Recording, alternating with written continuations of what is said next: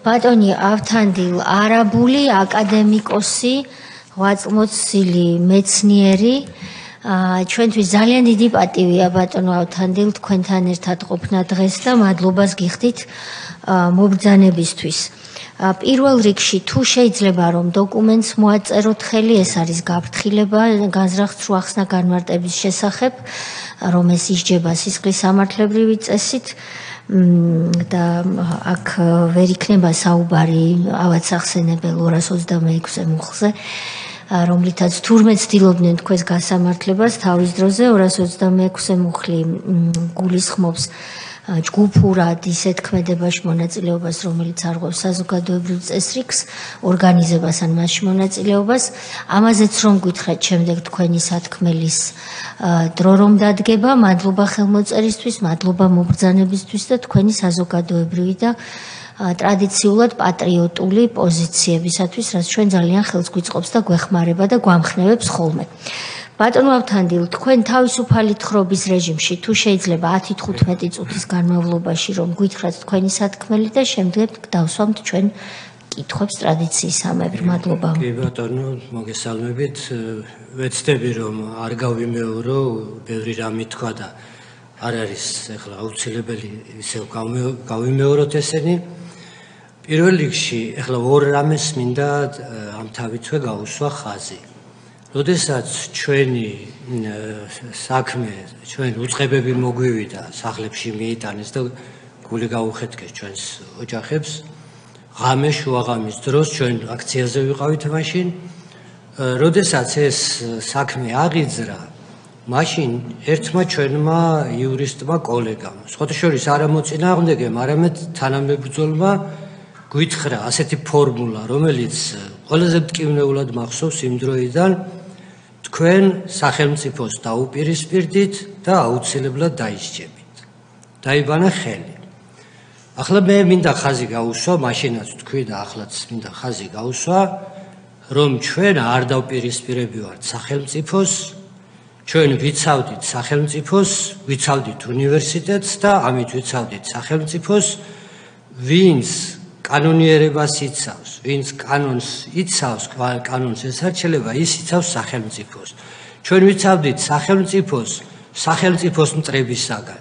ჩვენ ასე ვიყავით მაშინ ჩამოყალიბებული და დღესაც ასე მჯერა, რომ ყველა ნაბიჯზე, ყოველ ნაბიჯზე ფორსირებულად ისინი არღვევდნენ კანონს, მათ შორის საკუთარ თავისივე მიღებულ კანონს, ჩვენ წავედით კანონის დაცვის გზით. ეს იყო ჩვენი ტაქტიკა. ერთადერთი შემთხვევა იყო, როდესაც უნივერსიტეტის თანამშრომლებამ დიდი დასაწყისში დიდი მღელვარება იყო და ვარაზის ხევი გადაკეტეს. შემდეგ ჩვენ სწორედ ჩვენი ინიციატივით ესეც გამოვრიცხეთ იმისთვის, რომ ჩვენი ხალხისთვის არ შეგვექმნა დისკომფორტი და ეს პროტესტი, რომელიც უნივერსიტეტის დასაცავად იყო, ყოფილიყო უნივერსიტეტის ფარგლებში და როდესაც ჩვენ საბოლოოდ ფიზიკურად გამოგვაძევეს უნივერსიტეტიდან, ვიყავით პირველი კორპუსის ასასვლელი რომ არის, ძირითადი შესასვლელი იმ კიბეების თავზე ვიყავით, მიტინგებსაც იქ ვატარებდით და ღამეებსაც იქ ვათევდით. ეს ერთი. მეორე, რომელიც უნდა ვთქვა, ესე იგი, რომელიც ორივე მხრიდან ისმოდა, არა მხოლოდ მოწინააღმდეგების, არამედ მომხრეების მხრიდან, თქვენ დამარცხდით და შეეგუეთ ამას. ამას გამუდმებით გვაგონებდნენ, ჩვენ მოგვერივნენ, ჩვენ არ დავმარცხებულ ვართ, ჩვენ ერთადერთ შემთხვევაში ვიქნებოდით, მე ნათელს მივაგება იმათ ხსოვნას, ვინც წასულია და ჩვენი თანამებრძოლები ფაქტობრივ ყველანი წასულები არიან და ჩვენ ერთ შემთხვევაში ვიქნებოდით დამარცხებულები, თუ ის ეგრეთ წოდებული რეფორმა, რომელიც მათ წამოიწყეს და განახორციელეს, იქნებოდა წარმატებული, გამარჯვებული და დღეს ჩვენ ვაღიარებდით, რომ მივიღეთ სკოლაში, საგანმანათლებლო სფეროში, უნივერსიტეტებში, უმაღლეს სასწავლებლებში და მეცნიერების სფეროში მივიღეთ აყვავება, მაშინ მე დიდი სიხარულით ვაღიარებდი, რომ მე დავმარცხდი. მაგრამ საუბედუროდ არ დავმარცხებულ ვართ. დღეს ეს დღეც შეხვედრაც დასტურია იმის, რომ ჩვენმა მაშინდელმა პროტესტმა სწორმა გაიმარჯვა და ისე აქტუალურია დღესაც. ახლა, როდესაც ეს დაპირისპირებას უყურებ, ჩვენ ამ ხარეს, ასე ვთქვათ, აი ჩვენი ხარე, ვინც იყო უნივერსიტეტის წარმოადგენდა, ეს იყო ძალიან დიდი დამსახურების. ეხლა მე ჩემს პირად იმას არ ვთვლი, მაშინ უფრო ახალგაზრდა ვიყავი, ცხადია. ეს იყო საოცარი პროფესურა, რომელსაც ჰქონდა უმაღლესი სამეცნიერო ცენზი და რომელთაც ჰქონდათ უმაღლესი უდიდესი თანამდებობები, ეს მაშინი კათედრისა და დეკანატის ხელმძღვანელობა და კათედრის ხელმძღვანელობა ძალიან მაღალი პოზიცია იყო და ყველა იყო დიდი სამეცნიერო საბჭოს წევრი. საოცარი ადამიანები, თენგიზ სანაძეც, ჯემალ მებონია, ვახტანგ ტუსკია და სხვა პირდაპირ ცოდნით, უდიდესი ცოდნით აღჭურვილი ადამიანები, თენგიზ სანაძე ისეთი ფიზიკოსი იყო, საერთაშორისო დიდი აღიარება ჰქონდა და ასე შემდეგ. და ყველა მათგანი იყო აი ამ სახით წარმოდგენილი და ჩვენ გვიპირისპირდებოდა ძალა, რომელიც ამ თვალსაზრისით იყო სრულიად ხერხულით კი არა კვალიფიკაციაზე თქვა, კვალიფიკაცია ტერმინი ვახსოვ, არა ბნელი ძალა იყო ერთი-ორი გამონაკლისის გარდა, რომელსაც მეცნიერებაში რაღაც გაიგებოდა, ძირითადი ორგანიზაცია იყო მათი ისეთი, რომელსაც არაფერი არც განათლების გაიგებოდა, არც მეცნიერების და მხოლოდ მითითებებს ასრულებდა. ეს აუცილებლად უნდა ითქვას.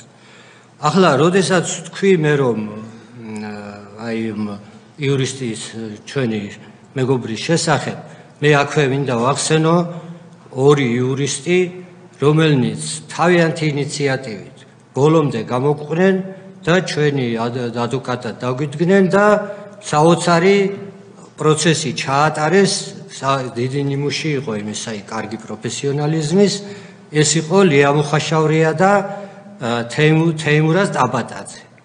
რომელთაც ჩვენ აი ეს მხარე, ესე იგი ეს წარმართეს და მე არ მინდოდა ეს დარჩენილიყო, იმიტომ რომ მათ კიდევ იმეორებს საკუთარი ინიციატივით გადადგეს ეს ნაბიჯი და ძალიან წარმატებულად წარმართეს ეს.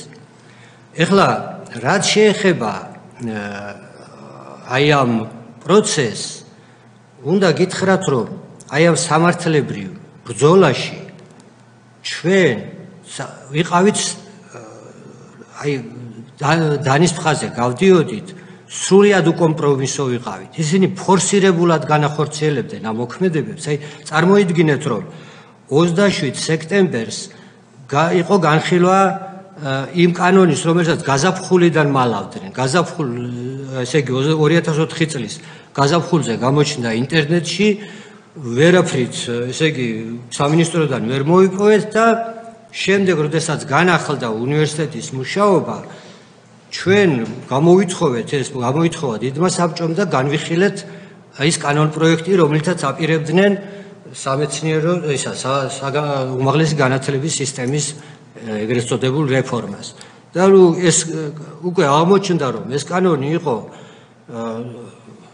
აი დრაკონული, თუ შეიძლება ასე ითქვას, მართლაც დიდ საფრთხეს უქმნიდა მთლიანად სისტემას. ამიტომაც იქ გამოსვლაში და უდიდესი მეცნიერები გამოვიდნენ, მათ შორის თამაზ გამყრელიძე, მარიკა ლორთქიფანიძე, რისმა გორდეზიანი და უნივერსიტეტის მთელი პროფესორა და აკადემიკოსები გამოვიდნენ და თქვეს, რომ ამ კანონის მიღება არ შეიძლება. 27-ია, 27-შივე და 28-ში მთელი კამპანია წამოიწყეს, ლიტერატურულ კაფეში შეიკრიბნენ მაშინდელი, ასე ვთქვათ, იდეოლოგიური მიმართულების ესენი ამ ნაციონალური მოძრაობის ხარდამჭერები, მწერლები, რატია მაღლობელი, გოღაძე, თევზაძე ესენი და დაგმეს უნივერსიტეტის მოქმედება. უნივერსიტეტის მოქმედება იყო შენიშვნები კანონპროექტის შეფასება, ხო? 28-ში, 29-ში ნახეთ რა ხდება. 29-ში რუსუდან ლორთქიფანიძე იტალიიდან ჩამოაფრინეს, ჩამოიყვანეს.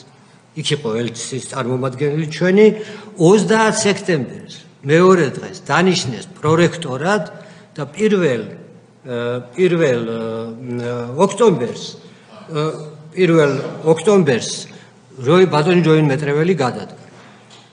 ეხლა მე მინდა თქვა, რომ ჩვენ უნივერსიტეტმა, ეხლა ჩვენი არ იყო ეს ჩვენი ორგანიზაცია, ესე იგი ეს მე შემდეგ საუნივერსიტეტო დარბაზად ჩამოყალიბდა და ეს დიდი საბჭოს ეს ლიდერის შემადგენლობა სწორად ხედავდა ამ პროცესებს, მაგრამ სამწუხაროდ საზოგადოების უმეტესობა, მათ შორის საუნივერსიტეტო საზოგადოების, ვერ დაინახა ის საფრთხეები, რაც რეალურად იყო მოსალოდნელი. მათ ასეთი ტაქტიკა ჰქონდათ, მოგეხსენებათ, როდესაც ინსტიტუციას უტევდნენ, ლიდერს უტევდნენ, მიზანში ამოიღებდნენ და ამოიღეს. ახლა სამი ინსტიტუცია იყო მაშინ მათი შეტევის უმთავრესი საგანი, ეს არის ბურჯი ჩვენი სახელმწიფოებრიობისა. ეს არის ეკლესია, მართლაც ჩვენი სამოციქულო ეკლესია, ეს არის თბილისის სახელმწიფო უნივერსიტეტი და ეს არის მეცნიერებათა აკადემია. ამ მიმართულებით განვითარდა და ზუსტად ერთი მეთოდი იყო, ბატონი როინის წინააღმდეგ გაილაშქრეს.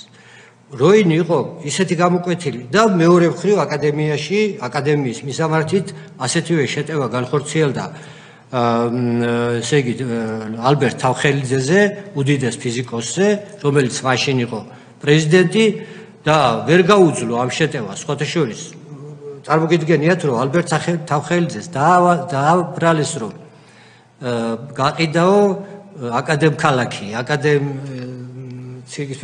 აკადემიის ინსტიტუტები უნდა დაფუძნებულიყო, რამდენიმე აშენდა კიდევაც და ვითომ ის მიწები იყიდებოდა. ალბერტ თავხელიძე არ წასულა, ასე ვთქვათ, ამ იმაში ჩაჯდა თვითმფრინავში და გაფრინდა, გაერიდა. იმიტომ რომ მან თქვა, სხვათა შორის ეს მისი შეფასება იყო, აღარ არის ცოცხალი აწყვინოს ისეთ, რომ როდესაც ნიაღვარი მოდის, უნდა გაერიდო. მან შეატყო, რომ რა პროცესიც იყო, მით უმეტეს მას რუსეთში ჰქონდა გამოცდილება ტოტალიტარული რეჟიმი, რას ნიშნავს და ამიტომაც იმან ბატონი როინი იყო გამოკვეთილი, ნამდვილად. ეხლა მე ერთ რამეს მინდა გავუსვა ქალბატონო თია ხაზი, რომ დამოუკიდებლობის 10 წელი, 90-იანი წლები, ეს იყო უმძიმესი წლები, განსაკუთრებით საგანმანათლებლო სფეროში. არ იყო შუქი, არ იყო სითბო, არ იყო ტრანსპორტი, არ იყო ხელფასი და ასე შემდეგ და კუპონები იყო და იმ კუპონს, რომელსაც ჩვენ ხელფასად ერთ თვეში ვიღებით, 2 პური მოდიოდა მხოლოდ და ტრანსპორტში ვერ ჯდებოდა პროფესურა, იმის გამო რომ არ ჰქონდა სათანადო ანაზღაურება და მეტროთი ვსარგებლობდით და დელისის მეტროდან, მაშინ ვაჟა-ფშაველა არ იყო გახსნილი, დელისის მეტროდან მაღლივ კორპუსში რომ ჩაგვეტარებინა იმ ზამთრისა და იმის პირობებში, ფეხით ავდიოდით და ჩამოვდიოდით იქედა. ამ გაჭირვებამ ისე შეაკავშირა უნივერსიტეტის, სხვათა შორის აი ესეთი ოჯახები რო არიან, იმათ გაჭირვება შეაკავშირებთ ხოლმე. ძალიან და ესეთი რამე მოხდა და ბატონმა როინმა აი ამ დროს დაიმსახურა ის ეროვნულმა ხელისუფლებამ მოიყვანა რექტორად, რამდენიმე მცდელობა იყო, თავაზგამყრელიძესაც შესთავაზეს,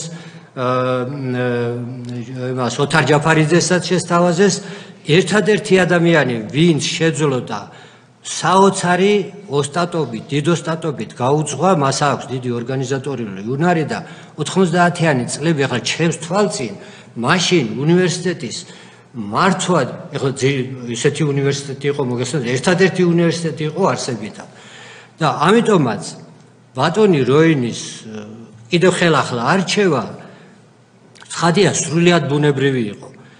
აი ეს ახლა მე ამას იმიტომ ასე ვცლად შევეხე, რომ დიდი შეცდომა იყო სამეცნიერო საბჭოსი და ჩვენი საუნივერსიტეტო საზოგადოების, რომ ჩვენ ვერ დავიცავით უპირველეს ყოვლისა ლიდერი. იმიტომ რომ ლიდერს ისინი იმიტომ ურტყავდნენ, რომ უნივერსიტეტის მიმართ შეტევა აინტერესებდა და ამის დისკრედიტაციას უკეთებდნენ და დისკრედიტაციის ის იყო. და შემდეგ ცხადია უკვე ძალიან ისეთ უსუსურ მდგომარეობაში დარჩა უნივერსიტეტი, იმიტომ რომ ბატონი როინი იმავე დროს იყო მაშინდელი წესის მიხედვით სამეცნიერო საბჭოს თავმჯდომარე და აი ამ საზოგადოებამ საუნივერსიტეტო დარბაზმა, მანამდე დიდმა სამეცნიერო საბჭომ გასწია აი ეს კანონიერი წინააღმდეგობა, რომელიც უკანონობას უნდა დაპირისპირებოდა. ჩვენ ვერაუქმებდნენ, მიუხედავად იმისა, რომ კანონპროექტი შემოიტანეს, პრეზიდენტის ბრძანებულება გამოიცა საგანგებო, რომელიც რექტორსა და დეკანებს ანიჭებდა სრულ უფლებამოსილებას, ვერ გააუქმეს წესდება და რადგან წესდება ვერ გააუქმეს, იმიტომ რომ მოგეხსენებათ სიპის სტატუსი როდესაც აქვს, თუ არ არსებობს წესდება, მაშინ სიპის სტატუსიც არ არსებობს და თუ არ არსებობს წესდება, არ არსებობს საბიუჯეტო უზრუნველყოფა, ხო, ბანკიდან ფულს ვერ გამოიტან. ამიტომაც ვერაუქმებდნენ და ამ წესდების საფუძველზე სწორედ კანონიერი მმართველი იყო დიდი სამეცნიერო საბჭო. ჩვენ ავამოქმედეთ ეს დიდი სამეცნიერო საბჭო და მივიღეთ გარკვეული გადაწყვეტილებები, რომლებიც რა თქმა უნდა იყო აი ესეთი გამოწვევა ძალიან სერიოზული, მაგრამ ამავე დროს იყო უფრო კანონიერი, ვიდრე ისინი აკეთებდნენ და დაუპირისპირეთ ეს ჩვენ აი ახალ რექტორს ახლა მე ერთადერთს გავუსვამ ხაზს, რომ რუსუდან ლორთქიფანიძის ის ღირსება იმაში აღმოჩნდა, რომ მან არა იყო საკუთარ კისერზე არაკანონიერი არჩევნების ჩატარება. კანონით გადაყვანა უნდა მომხდარიყო არსებული პროფესურის და სამეცნიერო თანამშრომლების და მხოლოდ შემდეგ, როდესაც ეს მოხდებოდა და დაკომპლექტდებოდა კანონიერი სამართლებრივი სტრუქტურები, მას შემდეგ უნდა ჩატარებულიყო კონკურსები პროფესურის შესარჩევად, რომელიც ცხადია ითვალისწინებდა ახალი საკრედიტო სისტემა იყო, იქაც მოხდებოდა გარკვეული შემცირება, მაგრამ ეხლა მე ერთ რამეს მინდა გავუსვა ხაზი. ეს ყველაფერი, რომელსაც ერქვა უმაღლესი განათლების საგანმანათლებლო რეფორმა, ხო, არც ერთ უნივერსიტეტს, ზოგს არ გოკიდევაც, არ შეხებია ისე როგორც უნივერსიტეტს. ეს იყო დამიზნებული პირდაპირ უნივერსიტეტზე. მხოლოდ უნივერსიტეტში მოხდა ფაკულტეტების აი ასეთი სრულიად განუკითხავი გაერთიანება. 22 ფაკულტეტიდან მივიღეთ 6 ფაკულტეტი და ფაქტიურად მივიღეთ უმართავი პროცესი. აი ამ თვალსაზრისით წარმოგიდგენიათ ჰუმანიტარული ფაკულტეტი ყოფილ 6 ფაკულტეტს იყო გაერთიანებული. და ამას აკეთებდნენ ბოლონიის, ახლა მე აღარ გავყვები ამას, როცა ბოლონიაში 23 ფაკულტეტია და ასე შემდეგ. ამ მხოლოდ უნივერსიტეტში მოხდა კათედრების გაუქმება. აი მე ერთ ფაქტს მოვიყვან ამ პერიოდში ერთ იცვლებოდნენ, მაგრამ გოჩა ჯაფარიძე არაჩვეულებრივი აღმოსავლეთმცოდნე იყო დეკანი. და ერთ დღესაც მივედი ბატონ გოჩასთან და უთხარი, რომ ბატონო გოჩა, თუ ახლა მე ველაპარაკები როგორც მათ წარმომადგენელს, თუ უნივერსიტეტის ისტორიის წაშლას არ აპირებთ, უნივერსიტეტის დამფუძნებელთა კათედრები მაინც შევინარჩუნოთ მათ სახელზე. ისე გაეხარდა ეს, რომ ეგრევე წამოხდა და წავიდა. ახლავე რექტორს მოახსენებ, ეს არაჩვეულებრივი იდეა, მეურვება არაჩვეულებრივი. მოვიდა ძალიან დაღვრემელი. არავითარი ნება ამის არ არის. აი ეს მოხდა უნივერსიტეტში, სხვა უნივერსიტეტებში ასეთი რამე არ მოხდა. მხოლოდ თბილისის სახელმწიფო უნივერსიტეტში მოხდა ის კაბინეტები, რომელზეც არის ლაპარაკი, ის კაბინეტები იყო უკვე ისტორიული მემკვიდრეობა. შოთა რუსთაველის კაბინეტი, ილიას კაბინეტი, ვაჟას კაბინეტი, ვაჟა შაველა გარდაიცვალა, მოგეხსენებათ იმ ჰოსპიტალში, რომელიც პირველ კობროში იყო. გალაქტიონის კაბინეტი, ივანე ჯავახიშვილის კაბინეტი. ეს იყო, აი, ერთ რამედ ღირდა, მუზეუმები იყო, შესვლად ღირდა და იქ ტარდებოდა სასწავლო პროცესი. ამ კაბინეტების გაუქმება იყო ძალიან დიდი დანაშაული ისტორიის წინაშე. ახლა მარტო უნივერსიტეტის კი არა, ეს უბრალოდ უნდა შეგვენარჩუნებინა როგორც კიდევ მეორე ისტორიული მემკვიდრეობა. არა მხოლოდ გაუქმდა კი არა, გამოყარეს ეს ყველაფერი და ლაბორატორიები მათ შორის აი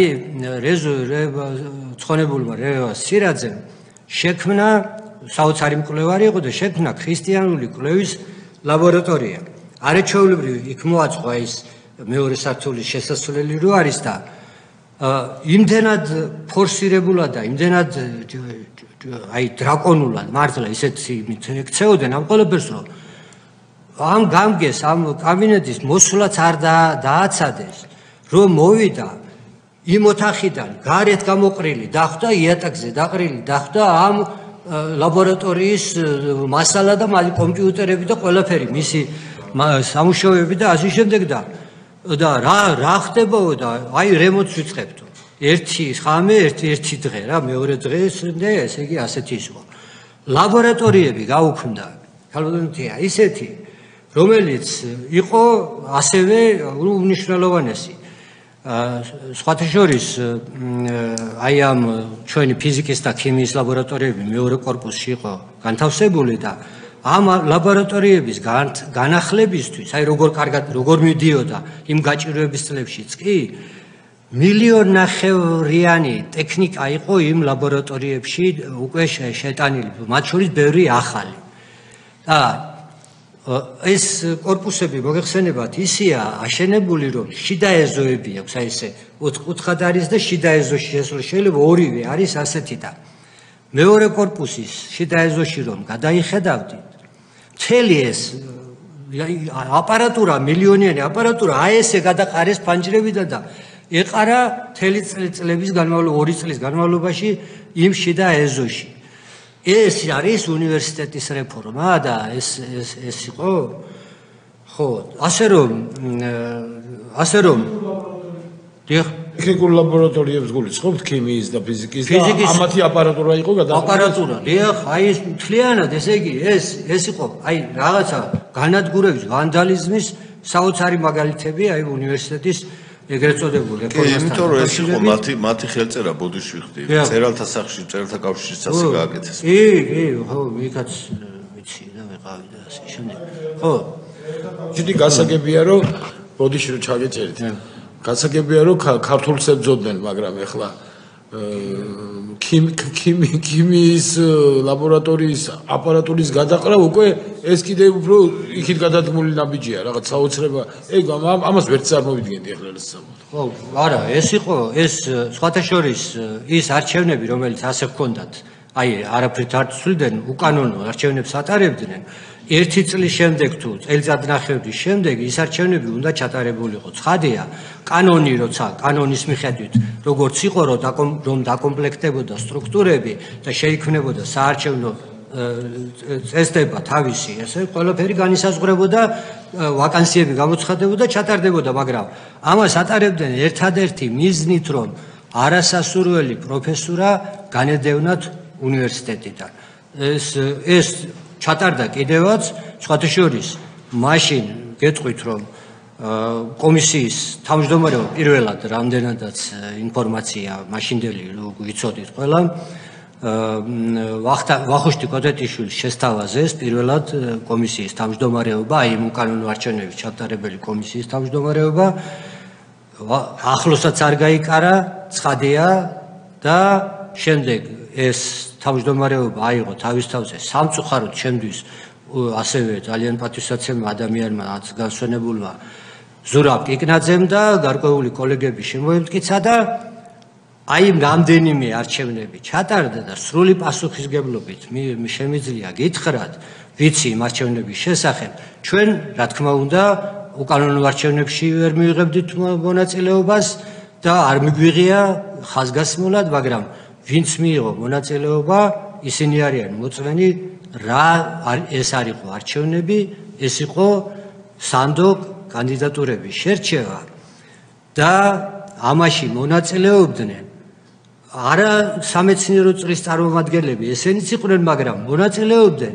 იურიდიული დეპარტამენტის რაღაც საზოგადოებრივი იმის ესენი, რომელთაც არანაირი უბრალოდ ხმის ის ჰქონდათ და იმით ხმებით გახავდა და სასამართლოები გაიმართა, რომელთაც გაამტყუნეს, სხვათა შორის ეს რამდენიმე ისეთი სასამართლო იყო, რომელთაც უფლებამოსილებაც აღუდგინეს გარკვეულ ლექტორებს და ფაქტიურად დანაშაული აღიარეს, რომ დანაშაული იყო ჩადენილი და სამართლიანი იყო სამწუხაროდ იმ ადამიანებს პასუხი არ უგიათ ამის თაობაზე. ხო. ეხლა კიდევ რაც მინდა ვთქვა, მე ეხლა აღარ შევეხები ამ გადაკვალიფიცირება ისე მოხდა ჩვენი სისხლის სამართლის დანაშაულის ჩვენ მაშინ ისე მაქსიმალისტები იყვნენ, მას სამწლიანი ის იყო მუხლი გვერგებოდა და რომ მივედით ჩვენ უკვე არ ქონდა მოლოდინი რომ უკან გამოგვიშვებდნენ და მე დიდი სახალხო მეჭირა ხელში, როდესაც სამართლოში მივედი და მე მეკითხებოდნენ რომ რა მიქონდაო და რაღაც დოკუმენტაცია ეგონათ და მიმქონდა განმარტებითი ლექსიკონის მასალები რომ ჩამსვამდნენ რომ სამუშაო არ გაცდენილიყო. ამაზე ვფიქრობდი. ახლა იუმორის არის, მაგრამ ეს იმდროინდელი სამწუხარო რეალობის ანუ თქვენ ამით იმას ბრძანებთ ბატონო ავთანდილ რომ აღქმა გქონდათ აბსოლუტურად სერიოზული რომ არავინ არ ხუმრობდა. არა. და ამ დონის მეცნიერები შესაძლოა უცბად აღმოჩენილიყვნენ გლდანის საპყრობილეში. ამას ახლა რა თქმა უნდა რა თქმა უნდა ესე იგი ეს იმ კონკრეტულ ხიზანაიძე პროკურორს არ გადაუკვალიფიცირებია, როდესაც ჩვენ იმ სამართლოში რომ მივედით დილით ძალიან დიდი მიტინგი დაგვხდა იქ საზოგადოების აღშფოთება იყო ძალიან დიდი და ჩვენ გქონდა საბედნიეროდ ჩვენ გადაგვარჩინა ფიზიკურადაც იმად რომ ჩვენი ქართველი ბრძენი საზოგადოება ჩვენ აი მადისკრედიტებელ მთელ კამპანიას არ ისმენდა და გვიჭერდა მხარს და ტრანსპორტში და ყველგან ქუჩაში რომ ხვდებოდნენ გვიცხადებდნენ ხარ ეს ძალიან დიდი მორალური ხარდაჭერა იყო და ამან განაპირობა რომ შეეშინდათ აშკარად რომ ეს უნივერსიტეტის პროფესორებისთვის საჯელი მიესაჯათ, ამიტომაც უკარნახეს ის რომ ის ხიზანაიძემ გადააკვალიფიცირა და მე იგივე იყო პროკურორი სამოქალაქო სამართლზე რომელიც თეათადაშვილმა გამართა. ხო, აი ესა. ეხლა მე კიდევ რაღაცა მინდა რომ აი სამეცნიერო სფეროზე, აკადემიაზე ვთქვი და იგივე ასე ვთქვათ რეფორმა ისე ბრჭყალებში განხორციელდა სამეცნიერო სისტემის, ქართული სამეცნიერო სისტემის მიმართ. ეს იმდენად ასე ვთქვათ ასეთი ის არ არის ხელშესახები, იმიტომ რომ სასწავლო დაწესებულება მაინც ცოცხალი პროცესია. იქ პროფესორაც არის, სტუდენტებიც არიან, ისაც არის, ესეც არის და ეს მუდმივად მიმდინარეობს ასე და შემთხვევით არ იყო რომ ჩვენი სასამართლოც აგვისტოში გამართეს რომ სტუდენტები არ ყოფილიყვნენ. აი აუცილებლად უნდა ვთქვათ რომ მთელი მცდელობა იყო სტუდენტები მაინც ვერ აიყოლიეს. რაღაც პატარა ორგანიზაციები შექმნეს, რომლებიც უშუალოდ ჩვენთანაც ვერ მოდიოდნენ, მაგრამ აი ესე მადისკრეტებელ იმას აკეთებდნენ. ეხლა ერთსაც მინდა გაუსვა ხაზი და მე აი სამეცნიერო რომ ჩვენ აი ვინც ამ შემთხვევაში რის გამოც ვარ დაბარებული. ჩვენ ფიზიკური ძალადობაც მივიღეთ ჩვენს თავზე რეჟიმის მიერ. კამპანია ჩვენი რეპუტაციის შემლახველი, ძალიან სერიოზული.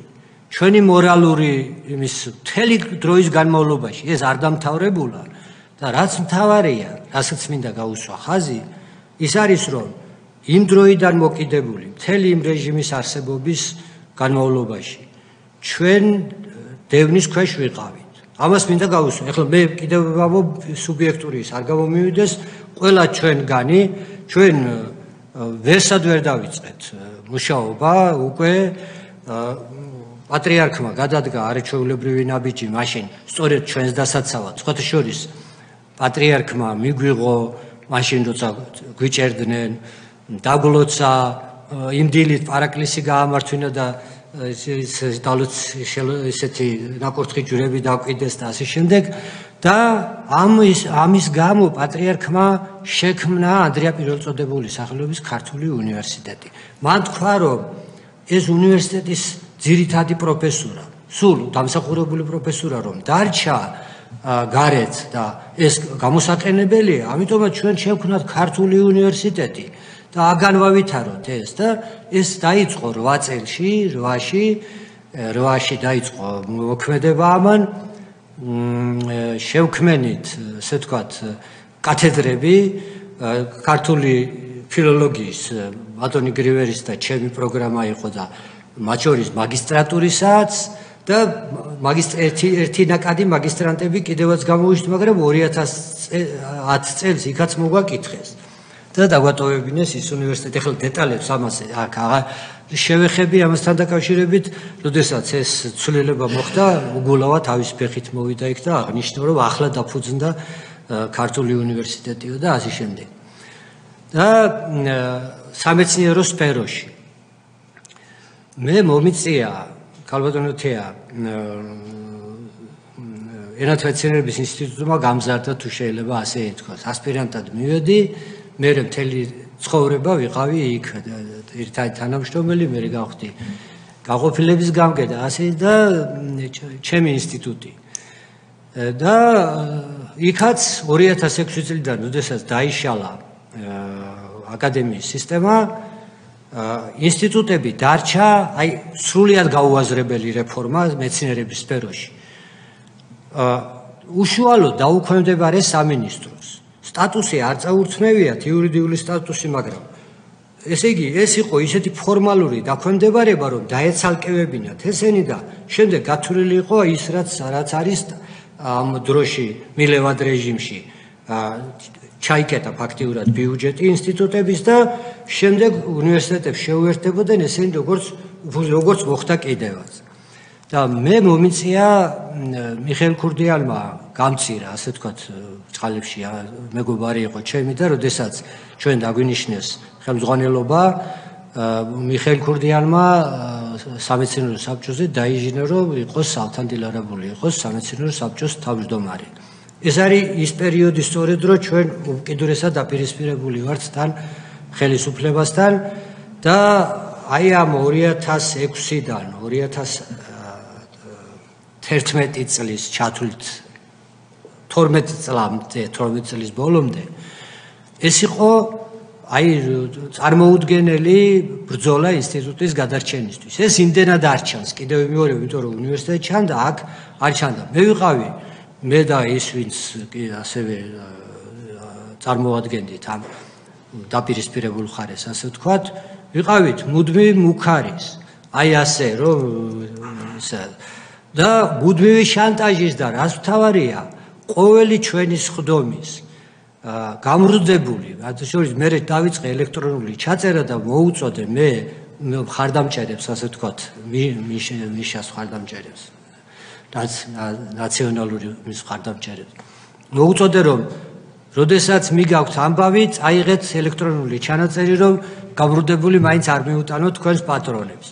და გადავარჩინეთ ჩვენ. ანუ ბატონო, იმდენად ისეთი იყვნენ სუსტები, რომ სწორადაც ვერ მიქონდათ, ხო? აი შეიძლება გარგება მაგშინდებდეს ისტორიკულად გითხულობ ცხადია. ჩვენ შევძელით ის სხვათა შორის ტაქტიკა იყო ჩემი ასეთი. ილიას უნივერსიტეტთან იყო იდეა, რომ შეერთებულიყო ენათმეცნიერების ინსტიტუტი, მოიწვია კრება და კრების ერთსულოვანი გადაწყვეტილებით ჩვენ უარი ვთქვით ყოველგვარ უნივერსიტეტთან გაერთიანებაზე და მე ვამბობდი, რომ როგორც ჩანს რაღაც შინაგანი ინტუიცია მკარნახობდა, რომ გავიყვანოთ დრო, გავწელოთ დრო და ყველაზე გვიან ენათმეცნიერების ინსტიტუტი შევიდა დაკარგა სტატუსი, შევიდა უნივერსიტეტის, თბილისის სახელმწიფო უნივერსიტეტის შემადგენლობაში. ჩვენივით ყველა დანარჩენი საბოლოოდ დამთავრდა 2010 წელს და ჩვენი მხოლოდ 2011 წელს. კიდევ ერთი წელი რომ გაგვეძლო, ჩვენ გადავრჩებოდით და მაინც ხო ასე იყო. ხო, ეხლა აი მინდა რომ რადგან სათქმელია ითქვას. ეხლა პირადად მე იყო მოგეხსენებათ განმარტებითი ლექსიკონი და არა მხოლოდ ლექსიკოლოგიის განყოფილებას ხელმძღვანელობდი. ავამოქმედეთ აი ამ შევარდნაძის ხელისუფლების პერიოდში, სხვათა შორის, როცა პალატაც შეიქმნა, მაშინ დამტკიცდა სახელმწიფო ენის პროგრამა. ეს იყო ლექსიკოგრაფია, ასე ეს იყო. ეს იყო ძალიან შეზღუდული მოცულობის, მაგრამ მიუფლობის პირობებში 100 ლარიან დანამატს ვაძლევდით ხელფას 100 ლარიან, მანამდე 30 ლარიან თანამშრომლებს და ამით ჩვენ დავძარით განმარტებითი ლექსიკონი, დავძარით ისტორიული ეტიმოლოგიური ლექსიკონი და გავაკეთეთ კრებსითი ლექსიკონი ქართული დიალექტების. ამ ხელშეკრულებების მეშვეობით. როგორც კი მოვიდა ის ხელისუფლება, ეს პროგრამა ცხადია დაიხურა, აი სხვა ყველა ქართულთან ერთად, ეს პროგრამა რომელიც მხოლოდ იყო 180,000 წელიწადში.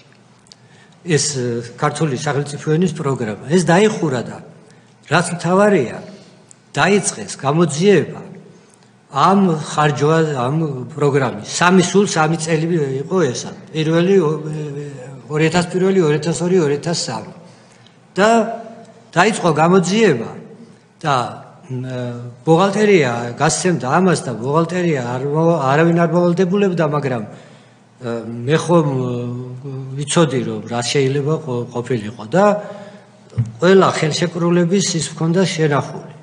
და როდესაც დაუწყო ესენი დახურეს საქმე, მაგრამ ეხლა ეს ჩემი მისამართით იყო. რა თქმა უნდა და ისა მეორე იყო ჩვენ გამომცემლობა დავაფუძნეთ ინსტიტუტმა ქართული ენა, რომლის თაობაზე, რომლის ერთ-ერთი ინიციატორი ისევ მე ვიყავი, რომლის გამო ისევ გამოძიება დაიწყო და რომ აღმოაჩინეს რომ ეს გამომცემლობა შემდეგ ინსტიტუტის ის იყო ქვემდებარე იყო და რეალურად გამომცემლობა კი არ იყო, არამედ ფორმალური ის მომამზადებელი რო ახლა კომპიუტერული ბაზა იყო, სულ 3 კომპიუტერი იყო და რომ აღმოაჩინეს რომ ამ დაფუძნების ისა მილიონი თუ 2 მილიონი კუპონი მე მქონდა გადახდილი ამ გამომცემლობის დაფუძნების და მე პირიქით ვალი ჰქონდა ინსტიტუტში ჩემს წინაშე მე რომ გადაიბარა ინსტიტუტმა, რა თქმა უნდა ეხლა ეს არც მომითხოვე რა იყო ეს და ამაზეც შეწყვიტეს. გარდა ამისა და ეხლა აი სასკოლო რეფორმა რომელიც ეროვნული გამოცდები, ხო? ეროვნული, ახლა ეს ერთი მხარეა კიდევ. ეროვნული გამოცდები მოამზადა ალექსანდრე კარტოზიას მთელი შექმნა არაჩვეულებრივი ორგანიზაცია იყო. მე ქართული ენის და ლიტერატურის მიმართულებით მიმიწვიეს და იქ მოვამზადეთ ჩვენ დაწყებითი სკოლის პროგრამები, აი ეს კურიკულუმს რასაც ეძახოდნენ და მოვამზადეთ ეროვნული გამოცდების სქემა და ყველაფერი ტესტები და ყველაფერი. აი დოკუმენტია 2005 წელს რომ ჩატარდა გამოცდები, 2004 წელს არის დაბეჭდილი ის გამოცდების ბუკლეტი, რომელსაც მე ერთ-ერთ რედაქტორად ვაწერი ვარ. ლომაია იყო უკვე და ამის გამო აღმოჩნდი ექსპერტად სააპელაციო კომისიის ექსპერტად და პირველი გამოცდები რომ ჩატარდა, ეს ჩაატარა ნაჩქარევად და ჩაატარა არასწორად კი არა, აი ესე იგი აი ესეთი ძალადობრივად როგორც ხდებოდა. მინიმუმ 1 წელი სჭირდებოდა იმ ტესტების გამოცდას იმისთვის რომ აბიტურიენტები მზად ყოფილიყვნენ ამისათვის და გამოცდილებით ცხადია. იყო საოცარი შეცდომები და არ იყო საშუალება რომ აბიტურიენტებს მიეღოთ პასუხი. გაეპროტესტებინათ და უნივერსიტეტებში როგორ ხდებოდა, მოგეხსენებათ, რამდენი ნიშნის გადაკეთება ხდებოდა. კომისია მუშაობდა, თუ კი აღმოჩნდებოდა სიხარულით ვასწორებდით იმ ნიშნებს არაერთხელ მიმუშავია. ამის საშუალება არ იყო, თუ კი იქ განუმარტავდნენ, ისინი არაფერს არ წყვეტდნენ და მე უნდა წასულიყო სასამართლოში. 3 აბიტურიენტი წავიდა სასამართლოში. და მე მათგან მხოლოდ 2-მა გააგრძელა. და ამ აბიტურიენტების პროტესტი იყო 100%-იანი, ისინი უნდა ჩარიცხულიყვნენ. და გავყევი მე როგორც სააპელაციო კომისიის წევრი. მთელი საგამოცდო ცენტრი დაუპირისპირდა ამ ბავშვებს. წინვალი ბავშვები იყვნენ, აი აღიარებ, იმიტომ რომ ნახე გავიცანი და გამოცადე და ასე შემდეგ. და უნდა არავინ არ გამოყო, აი რეჟიმი რას ნიშნავს, ყველა მარიდა თავი და ისევ ცხონება თამაზ კვაჭანდეჟაძის სასახელოდ მინდა ვთქვა რომ თამაზი წამოვიდა. მე და ბატონი თამაზი ვიყავით სასამართლოზე, ეს გაგრძელდა და მოიგეს ცხადია, იმიტომ რომ თითოეულს 3-3 1-2 და 1-3 ის აკლდა ქულა და ეს მათ რიცხავდა უმაღლეს სასწავლებელში. დაწერა როგორც ამ დროს ხდება ხოლმე განჩინება სასამართლომ რომ მიიღოს მხედველობაში სამინისტრომ ეს. და აი ლომაია რომელმაც წიგნით გამოაქვეყნა გამოცდები და მე წერილი გამოაქვეყნა იმასთან ჩემ გარდა მე მგონი არავინ შარშან პრეზენტაციაც კი ჰქონდა ამ წიგნის და ემზადებოდნენ მე მგონი ახალი იმისთვის რელაქსაციისთვის ხო და ამ ლომაიამ ამას ამ აბიტურიენტების შესახებ გადაწყვეტილებას ხელი არ მოაწერა მე მაგათ არ ჩავრიცხავ უნივერსიტეტში იმიტომ რომ მაგათ ვიჩივლეს მომდევ და ამ სასამართლო იმდენი დრო წაიღო რომ დაეკარგათ ამ ბავშვებს ის მომდევნო წელი კიდევ მომდევნო წელს სადაც და ბრწყინვალე ისევ ბრწყინვალედ ჩააბარეს მაგრამ აი როგორი ბავშვებისაც კი ბავშვების ჩვენი შვილიშვილების როგორი დამსჯელი რეჟიმი იყო და ეხლა მე ცოტა ავღელდი უკაცრავად აი განსაკუთრებით იმით რომ გადავიტანე ეს და კიდევ ერთს ვიტყვი და დავასრულებ უკაცრავად რა აი არ მინდოდა რომ გაგრძელებულიყო მაგრამ არ შეგვიწყვეტია ჩვენ პროტესტი 2012 წლის 1 ოქტომბრამდე ჩვენ შემდეგ ჩამოვაყალიბეთ უკვე უნივერსიტეტის ძირითადი იყო რა თქმა უნდა აკადემიის და ხელოვანების გაერთიანება ეს იყო ქართული აკადემია რომელიც ფაქტობრივ მიჰყვა ხელისუფლების პროცესებს დანაშაულებრივ პროცესებს და არ დაუტოვებია არც ერთი ღონისძიება არც ერთი გადაწყვეტილება რომელზეც გამოხმაურება არ ყოფილიყო რა თქმა უნდა იმ ეროვნული თვალსაზრისით სახელმწიფოებრივი თვალსაზრისით 2 ტომი შეადგინა ქართული აკადემიის განცხადებებმა წერილებმა და ასე შემდეგ ეს დავბეჭდეთ და მე მინდა რომ ამ ქართული აკადემიის ეხლა ყველა შეიძლება ვერ გავიხსენო მაგრამ უმეტესობა აქაც აღარ არიან და მინდა ამით დავასრულოთ ჩავიკითხო ალექსანდრე ქანთარია ხელმძღვანელები თემურ ნანეიშვილი თენგიზ სანაძე ივანე კიღურაძე მალხაზ ზაალიშვილი გიგა ბათიაშვილი გოგი ქავთარაძე თემო გოცაძე მარინე ჯანაშია ნინელი ჭანკვეწაძე ნუგზარ ბაგრატიონი კოტე ჯანდიერი დავით ქარქაშაძე თამაშ ჯოლოგუა თქვენი მორჩილი და კიდევ რამდენიმე ადამიანი და ეს ჩვენ მუშაობდით ისეთი რეგულარობით თითქმის კვირაში თითქმის ყოველ კვირა ვიკრიბებოდით და ისეთი კონსპირაციის მეთოდები ქონდა შემუშავებული იმდენად ვისმენდა და თვალთვალიყო რომ როდესაც გადაწყვეტილების გვინდოდა ის რაღაცა ის ქონდა იყო დაქირავებული გარკვეული სპონსორის მეშვეობით და გავდიოდით ერთი სამზარეულო ოთახი იყო და იქ ვათანხმებდით მობილურების გარეშე იქ ვათანხმებდით ჩვენს გადაწყვეტილებას რა განცხადება უნდა გავეკეთებინა და ამან საკმაო როლი შეასრულა საზოგადოების სხვათა შორის მთელმა საზოგადოებამ იცოდა და შემდეგ უკვე აი საუნივერსიტეტო დარბაზის არ იყოს როდესაც მე გავდიოდი თქვა რაიონებში და ასე შემდეგ სულ მეუბნებოდნენ ქართული აკადემია რას ამბობს უკაცრავად დიდი მადლობა ასე იყო ნამდვილად და მადლობა თქვენ და ყველა იმ ხელმძღვანელს ბატონი თეიმურაზის თაოსნობით ვინც მაშინ ქართულ აკადემიას ხელს უწყობდა რომ არ ჩამქრალიყო ეს რთული იყო ძალიან და პოლიტიკური პარტიებისთვისაც ინტელექტუალურ მხარდაჭერას წარმოადგენდა იმისთვის რომ ქონოდა გარკვეული იმას თქვათ გზამკვლევი დიდი მადლობა ამისთვის ბატონო ავთანდილ დიდი მადლობა ასევე მობრძანებისთვის მე მინდა წევრებს ვთხოვოთ თუ აქვთ კითხვები დასვან მე მაქვს ასეთი კითხვა ბევრი ვისაუბრეთ ენათმეცნიერების ინსტიტუტთან დაკავშირებით ჩემთვის რამდენადაც ცნობილია ეს ინსტიტუტი ინფრასტრუქტურულად დღეს არ არის კარგ მდგომარეობაში ძიმე მდგომარეობაში უნდა იყოს ხომ არ არის ეს მცდარი ინფორმაცია რომ შემისწოროთ გამაკრიტიკეთ თუ გნებავთ და მითხარით სად არის სიმართლე ეს ერთი და მეორე სტატისტიკა თუ გახსოვთ აკადემიის ქოლგის ქვეშ სანამ ეს შტურმი და დამანგრეველი ძალა ამოქმედდებოდა.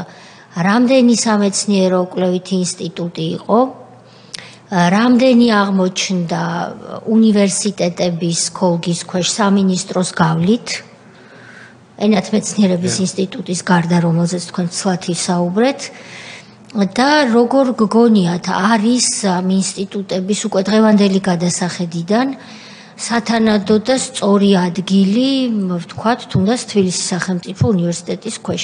ეს მეორე კითხვა. და მესამე კითხვა, რომელიც ჩემთვის ემოციურადაც ძალიან მნიშვნელოვანია, სამართლის და სახელმწიფოს ინსტიტუტი, რომელსაც დიდი მეცნიერის, ქალი მეცნიერის, თინათინ წერეთლის სულნათი სახელი ჰქონდა, გარდა იმისა, რომ ეს სახელი მოეხსნა და შეუერთდა არ მახსოვს, შეიძლება სამინისტროს გვერდისავლით, შეიძლება სამინისტროს გავლით თბილისის სახელმწიფო უნივერსიტეტს, ყველა მაპატიოს, მაგრამ მე ვთვლი, რომ ეს ინსტიტუტი ამ ნაბიჯით დაინგრა და განადგურდა. ბოდის ვიხდი ვიღაცას ეს ალბათ ეწყინება, ვინც დღეს იმ ინსტიტუტში მუშაობს, მაგრამ არ ჩანს ის. ყოველ შემთხვევაში ახლა იმას ვერ დამაბრალებენ, რომ ზუსტად არ მახსოვს, ან არ ვიცი, 8 წელი ვიყავი იუსტიციის მინისტრი, ზუსტად ვიცი და ეს კვლევითი ინსტიტუტი ერთხელ, იმიტომ რომ არ შეეძლო, განა არ სურდა, აღარ შეეძლო. არ შეუსრულებია მინისტრის ან სამინისტროს მრჩევლის ფუნქცია, ან კონსულტანტის ფუნქცია, ან რაიმე ტიპის გიდობის ფუნქცია არ შეუსრულებია. მიუხედავად იმისა, რომ ვერ შეუსრულებია. მიუხედავად იმისა, რომ მე ძალიან ბევრჯერ მქონდა ამის სურვილი და მონდომება, რომ როცა არსებობს კვლევითი ინსტიტუტი, სადაც მეცნიერები, რომლებიც, რა თქმა უნდა, თავიანთი ტვირთით დატვირთულები არიან, მაგრამ ის ტვირთი მაინც არ აქვთ, რაც შეიძლება პოლიტიკური თანამდებობის პირს ჰქონდეს. ბევრი რამ უნდა გაითვალისწინო, იმიტომ რომ გაკონტროლებს პარლამენტი, გაკონტროლებს პარტია, პარტიული პროცესია, პარტიულ-პოლიტიკური, როცა ხარ მინისტრი. ბევრი რამე ტვირთი გაქვს გარდა იმისა, რომ მარტო მეცნიერებას უყურო და რეფორმა როგორ დაწერო, ხო? იქ ჭირდება ნეიტრალური მრჩეველი, ვინც, როდესაც თუნდაც დავა რომ წამოიჭრება სამინისტროსა და დეპუტატებს შორის, თქვას რომელი გზაჯობს. იქ არ არის ის, რომ ვინმე მტყუანი ან მართალი, იქ უბრალოდ მიზანშეწონილობა, რომელი ჯობს, ასე დგას საკითხი. ასე დროს ძალიან მნიშვნელოვანი იყო ხოლმე და უნდა იყოს წესით და დღესაც დარწმუნებული ვარ, ასეა, რომ ნეიტრალური სამეცნიერო კვლევითი ინსტიტუტი გამოვიდეს, რომელსაც აქვს თავისი ინსტიტუციური მეხსიერება და იტყვის, რომ თუნდაც თინათინ წერეთლის დროს ნაკვლევია ესა თუ ის საკითხი, მერე ვიკლიეთ რა მოხდა და აღმოჩნდა, რომ სიმართლე აქეთ კი არა, იქით არის. ეს არის ფასდაუდებელი როლი, რაც შეიძლება ინსტიტუტმა შეასრულოს პოლიტიკოსისთვის და პარლამენტისთვის და რეფორმის გასატარებლად. მე მახსოვს და აქ უკვე ვერავის ვერ მოუხდი ბოდიშს არ გეწყინოთ მეთქი, რომ 8 წლის განმავლობაში ამ ინსტიტუტმა ეს ფუნქცია ვერ შეასრულა. იქ მყოფ ადამიანებს პატივისცემით ვიტყვი, რომ მქონდათ ამის სურვილი, მაგრამ უკვე განადგურებული იყო ყველაფერი. ამ ერთ ინსტიტუტზე შემიძლია ვთქვა, მაგრამ დღევანდელი გადასახედიდან მესამე კითხვა ეს არის. არის ათანადო ადგილი უნივერსიტეტებში და თუ არის, მაშინ რა უნდა გააკეთონ უნივერსიტეტებმა, რომ ამ ინსტიტუტებმა თავიანთი რეალური სამეცნიერო კვლევითი ფუნქცია დაიბრუნონ. მე ვიცი, რომ მაგალითად ქართული ლიტერატურის კვლევის შეიძლება სახელი ასე არ ქვია, მაგრამ ქართული ლიტერატურის კვლევის ინსტიტუტი აგრძელებს და უკვე მეორე სამინისტროში რომ გადმოვინაცვლე, იქ მხარდაჭერაც, რჩევაც და ხელშეწყობაც ყოფილა. ანუ მეტნაკლებად ვიღაცებმა რაღაცები შეინარჩუნეს. აი ეს კითხვა, იმიტომ რომ ჩვენ რეკომენდაციებიც უნდა შევიმუშაოთ და საინტერესო. ანუ ბევრი ვისაუბრეთ, თქვენ არ იმიგროთ, რომ თქვენ ისაუბრეთ, ბევრი მე ვისაუბრეთ თქვენზე მეტი მგონი. სამი კითხვა.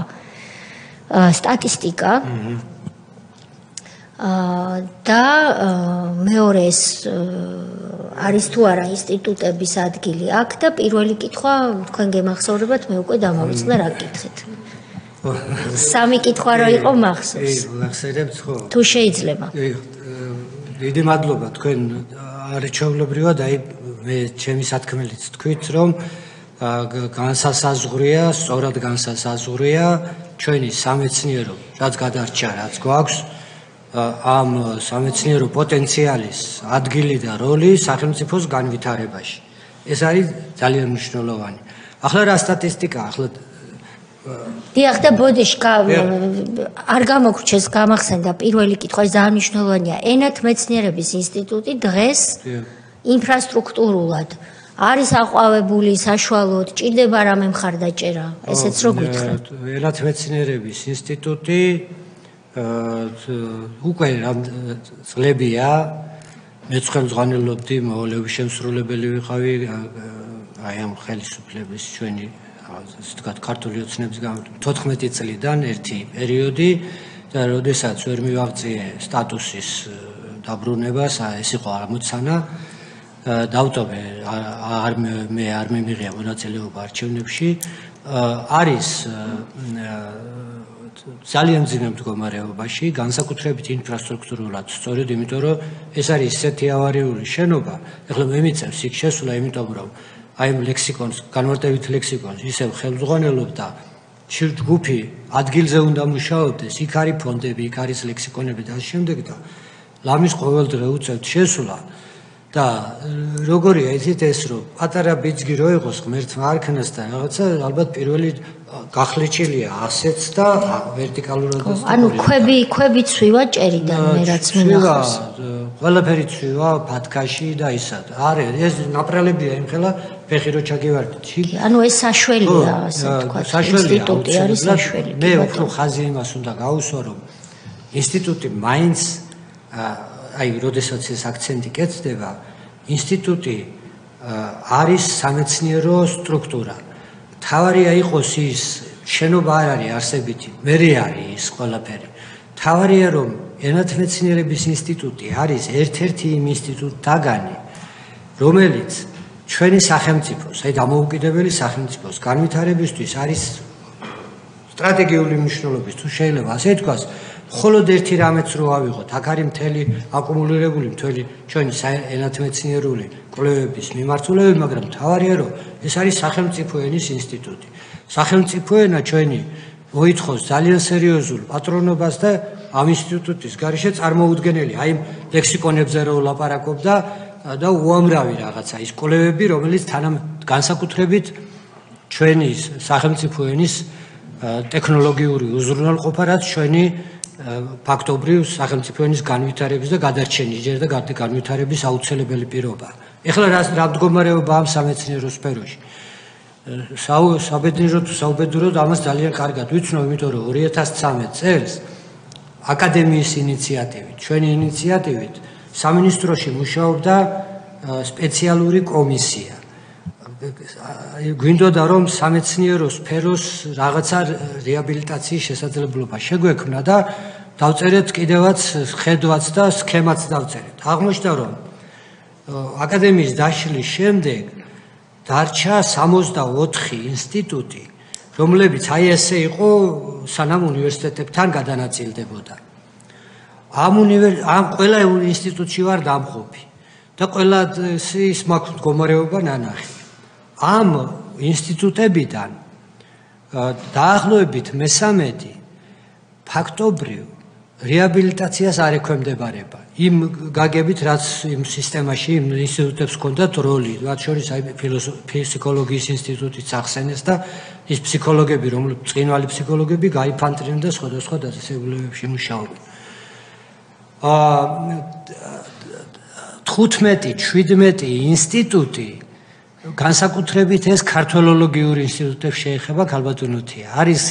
იყო იმ დროისთვის იმ დონეზე გადარჩენილი რომ მათ უნდა დაბრუნებოდათ სტატუსი, იმიტომ რომ და ახლა კიდევ ერთი ხაზგასმა რომ ამ ინსტიტუტების უნივერსიტეტებთან შეერთება არის სრულიად არასწორი ნაბიჯი. შეიძლება რამდენიმე 1-2 ინსტიტუტი იყოს ისეთი, აი სულ ერთხელის თითებზე ჩამოითვლება, რომელსაც უნივერსიტეტის ფარგლებში არსებობა აძლევს რაღაც დამატებით იმას შესაძლებლობას. დანარჩენი პირიქით მათი აქტივობა ფაქტობრივად მექანიკურად არიან მიერთებული არაფერი უნივერსიტეტს არ ევალება ამ ინსტიტუტებთან მიმართებით. საკუთარი ბიუჯეტები აქვს, ესე მოხაზული ეს ბიუჯეტები არ არის დიდი მოგეხსენება და ეს თავის მხრივ სხვა საზრუნავია და განვითარების დამოუკიდებლად ვერაფერს ვერ წყვეტენ. აი საგრანტო დაფინანსებაც კი რომ არის, ეს საგრანტო დაფინანსება თავის მხრივ კიდევ ერთი დიდი პრობლემაა, ძალიან სერიოზული, რომლითაც სამეცნიერო სექტორს ჯერ უნივერსიტეტიდან დაწყებული და შემდეგ აკადემიის დაარტყეს სერიოზულად და აი ამ დაფინანსებით მიდის სახელმწიფოს სახსრების, რომელიც არ არის თავისთავად დიდი, მაგრამ ისიც რომ მიდიოდეს, აი სწორედ მიზნობრივად 70% მიდის ფაქტიურად ქუჩაში, ანუ საგრანტო დაფინანსებაში და ეს ძალიან სერიოზულად მისახედია.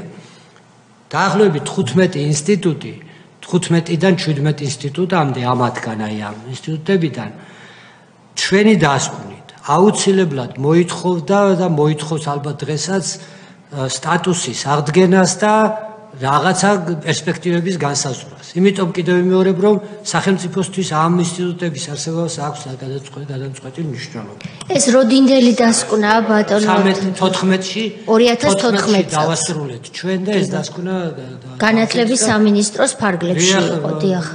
სხვათა შორის კიდევ ვიტყვი, ესე იგი, რომ თამარ სანიკიძე იყო მაშინ და შეიძლება გახსოვთ კიდევაც მათ შორის ტელევიზიითაც რომ ძალიან ჩვენ განსაკუთრებით დაჯახებული ვიყავით ამ პოლემიკაში, ესე თქვათ, მაგრამ შემდეგ, როდესაც გაერკვა ამაში, აბსოლუტურად სწორად მან თქვა, რომ აი ამბობდა ბოლოს, მე სამწუხაროდ ბოლომდე ვერ მიიყვანა ეს, თორე ორი კონფერენცია ჩაატარა და ამბობდა, რომ უნივერსიტეტების წესდება მხოლოდ მას შემდეგ უნდა ახალი წესდებები შემოვიდა, მოიხსენებათ 14-ში და უნდა მივიღოთ რაც ინსტიტუტების სტატუსი განისაზღვრება. სამნაირი სტატუსი იყო საფაკულტეტო, საუნივერსიტეტო და დამოუკიდებელი ისინი ინსტიტუტები და აი ეს ვერ გარკვეულ, ეს განსახორციელებელია ისე. კი ბატონო, ქალბატონი თამარი თავისი საქმის კარგი სპეციალისტია და ჩვენ შევეცდებით რომ ეს დასკვნა მოვიპოვოთ, ალბათ იქნება შემონახული განათლების სამინისტროში და ჩავხედოთ ძალიან საინტერესო. მინისტრს იყო ჩვენი ისა და ხელი თვითონაც მოაწერა. სამინისტრო იყო კი ბატონო. ბატონი გიორგი შეგახსენებდათ რაღაცას და ბრძანეთ თუ გნებავთ. ბატონო გიორგი რას შეახსენეთ თუ გნებავთ ჩართეთ მითხრა რომ ხარისხების სამეცნიერო ხარისხების სისტემა. ეხლა ერთი წერილი მაქვს დაწერილი, რომ გათანაბრება უკუღმა.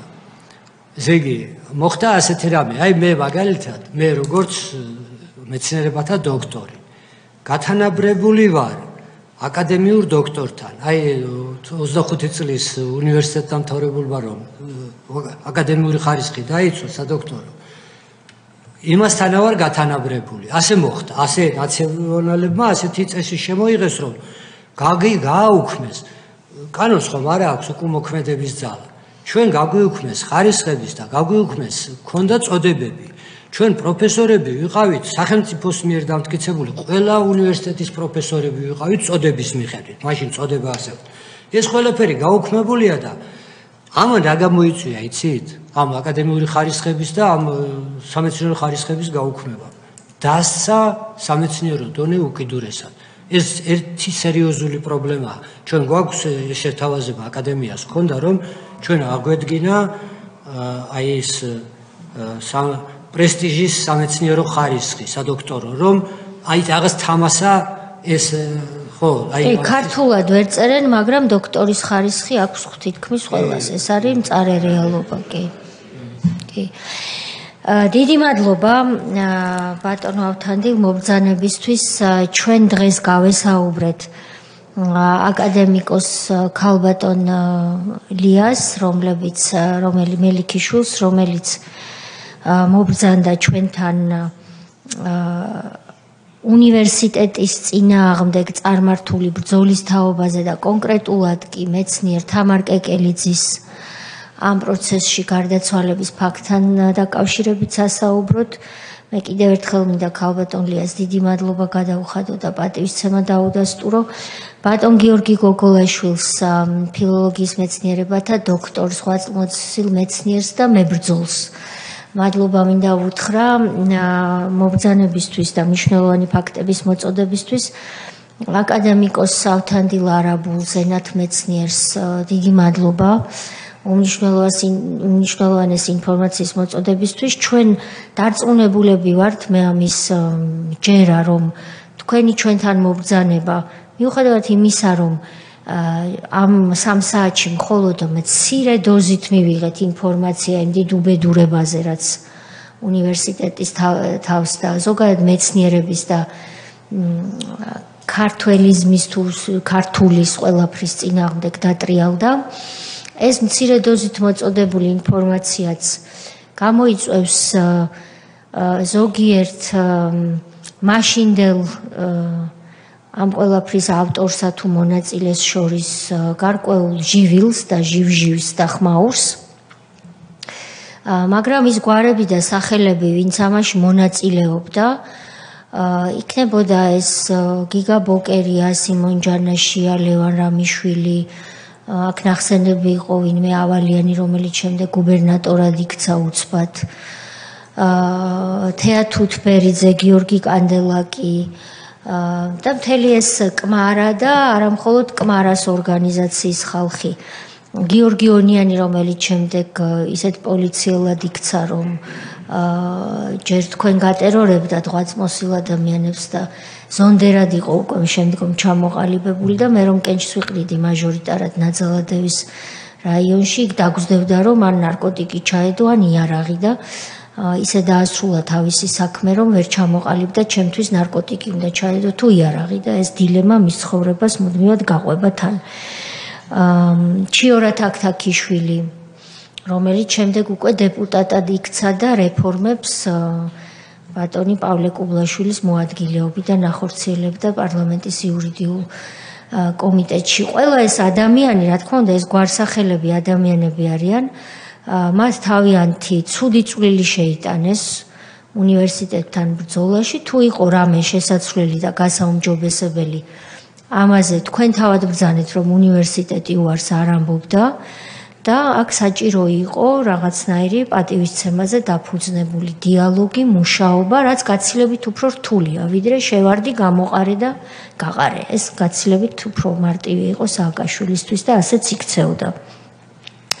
ჩვენ ამ გვარსახელებთან და მათ როლთან დაგვჭირდება დაკავშირებით კვლევა, იმიტომ რომ ჩვენი მიზანი არის ის, რომ ის ადამიანები, ვინც აწამებდა, ანადგურებდა და აზიანებდა ქვეყანას, მათ არ ქონდეთ თავისუფლება უკან მობრუნების.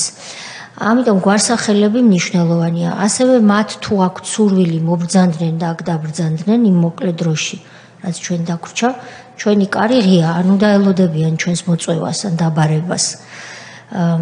გასაგებია რომ ჩვენ რომ ვიბარებთ იმალებიან. მარტივია ალბათ რომ ქალ ან კაც მეცნიერს დაეტაკო და გამოაძევო რექტორის კაბინეტიდან, მაგრამ აქ მოსვლა როგორც ჩანს გაცილებით უფრო რთულია და მამაცობას საჭიროებს, მაგრამ ჩვენი კარი ღია, ის გვარები და სახელები რის ჩამოვრთვალე მანამ სანამ ჩვენ დავიბარებთ, შეუძლიათ თავადაც მობრძანდნენ და ჩვენ მომდევნო ნებისმიერ ხდომაზე მათ მოусმენთ თუ უკვე არ არიან ქვეყნიდან ზოგიერთი მათგანი გაქცეული. დიდი მადლობა კიდევ ერთხელ ვითანამშრომლებთ ჩვენ თქვენთან და ძალიან კარგი იქნება თუ თქვენ თქვენს ნაშრომს იმ დროს რაც წიგნი გამოეცით თქვენ მეცნიერება საშველი ამ თემაზე მოგვაწვდით. უკვე მოტანილიც გაქვთ მე მგონი. უღრმესი მადლობა და ასევე თუ თქვენ უფრო მარტივად მიგიწვდებათ ხელი კახა ლომაიას მიერ გამოცემულ ნაშრომზე, რომელიც შარშან ზარზეიმით დაანონსა და შემდეგ თქვენ ამაზე რეცენზია თუ შეპასუხება გააკეთეთ, ეს მასალაც ჩვენთვის ძალიან მნიშვნელოვანი იქნებოდა, იმიტომ რომ ბატონი გიორგის მიერ მოწოდებულმა სამმა წიგნმა ცხადყო, რომ ეს ის მასალა, რომელიც ჩვენ აუცილებლად უნდა ჩვენი დასკვნის შედგენის პროცესში გამოვიყენოთ. უღრმესი მადლობა საზოგადოებისთვის განმარტავ, რომ 9 ივნისიდან, ვინაიდან ჩვენ უკვე ბოლო რამდენიმე კვირა გვაქვს და 5 ივლისს დასრულდება კომისიის მუშაობა და კომისია რეალურად 5 ივლისის შემდეგ აღარ იარსებებს. იარსებებს მხოლოდ მის მიერ ჩატარებული სამუშაო, საჯარო სხდომის ჩანაწერები და დასკვნა, რომელზეც ჩვენ უკვე მუშაობთ და აქტიურად. აი ამ პერიოდში ჩვენი სხდომები გაიმართება კვირის განმავლობაში მხოლოდ 2 შაბათობით და 4 შაბათობით დილის საათებში. ჩვენ სხვა ფუფუნება უკვე აღარ გვაქვს, რომ ყოველდღიურ რეჟიმში ვიმუშაოთ საჯარო სხდომის ფორმატში, ვინაიდან გადასულნი ვართ დასკვნის შედგენის ეტაპზე და მუშაობთ დოკუმენტზე. ამიტომ ეს თავის მხრივ წევრების მხრიდან ბევრ დროს მოითხოვს. ეს სხდომა უკვე დახურულად შეგვიძლია გამოვაცხადოთ, პირდაპირ ეთერი გავთიშოთ და გადავალთ ინდივიდუალურ